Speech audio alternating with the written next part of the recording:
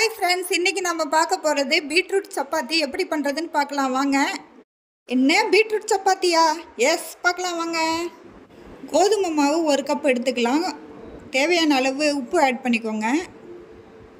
பீட்ரூட்டை நம்ம எப்படிலாம் குழந்தைங்களுக்கு கொடுத்தா தான் உண்டு. இப்போ உள்ள காலகட்டங்களில் காய்கறிகளை சேர்க்குறதே இல்லை குழந்தைங்க. ஸோ இது மாதிரி நம்ம டெக்னிக்காக பண்ணி கொடுக்கக்குள்ள கண்டிப்பாக குழந்தைங்க சாப்பிடுவாங்க.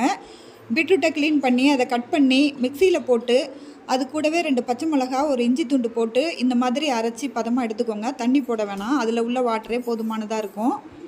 அதை மாவு கூட கொட்டி இது மாதிரி நல்லா கிளறிக்கோங்க.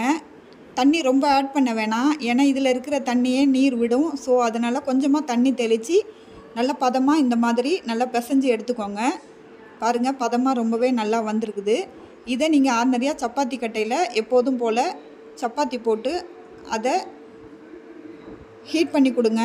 குழந்தைங்க கண்டிப்பாக இதை விரும்பி சாப்பிடுவாங்க. இதில் எந்த ஒரு டேஸ்ட்டுமே வித்தியாசமாக தெரியாது. நம்ம ஆர்டினரியாக சப்பாத்தி சாப்பிட்றது போலவே தான் இருக்கும். ஸோ குழந்தைங்களுக்கு நம்ம காய்கறி ஏதோ ஒரு விதத்தில் கொடுக்கணும்.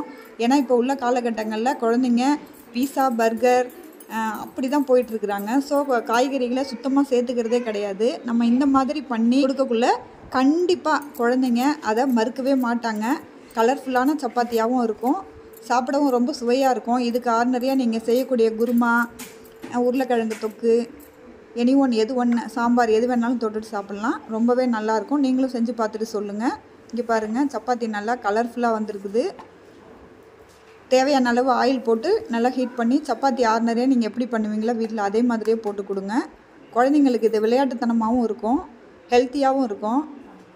நீங்களும் ட்ரை பண்ணி பார்த்துட்டு எப்படி இருக்குன்னு கமெண்ட் பாக்ஸில் சொல்லுங்கள். Thank you friends.